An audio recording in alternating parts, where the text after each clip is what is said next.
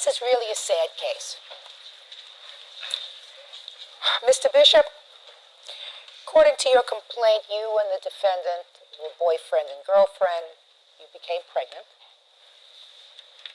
And you had the baby, but told him that you weren't prepared for motherhood. That is correct. So, he went through the Lamaze classes. Is that right? Correct, yes. Took you to the doctor? Actually, he only attended one Lamaze class. One. And you were there when the baby was born? Yes, that is correct. And he helped you during your pregnancy? There was a period of time when we did not speak, but yes, he was there for a short time. And then he took the baby home from the hospital? We both went home with him, correct? That's incorrect. Well, what happened? Well, I was staying with my parents because I turned my bedroom that I left into a baby room. It was totally baby room. My parents, she didn't have family. My parents brought her, and we all invited her over to the house because she was still unwell for like the next 3-4 days. So she stayed there for 2-3 days, and everyone took care of the baby. And then she went home from there. The baby stayed, a boy, yes, baby Adrian. And then he stayed with me, and she went back home.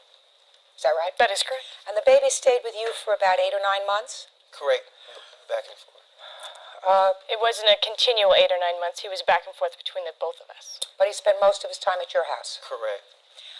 And then there came a time when you had a blood test? That is correct, Your Honor. Because you were seeking custody of the child? Correct. And the blood test showed that you were not the baby's biological father? Yes. Order. It's a courtroom, ladies and gentlemen.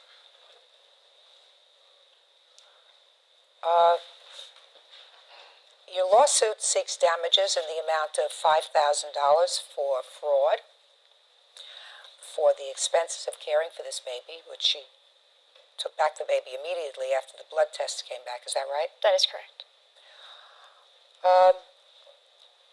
Tell me what happened, sir, when Miss Thornton told you that she was pregnant.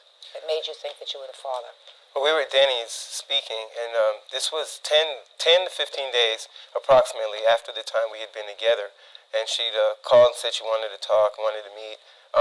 We went to Denny's, we spoke, and she said she was pregnant, and she was sure it was mine, undoubtedly. Did you tell him that? That is correct. And from then, we had to decide on what we were going to do. At first, we were going to work on both keeping the baby and doing some type of arrangement where we both shared him back and forth. Then a few weeks later, she changed her mind and decided she was going to give him up for adoption. That's when I had spoke up and said, if he's a child and he's my child, that I can't let that happen. I was going to have him live with me full time, and she was upon her being able to visit.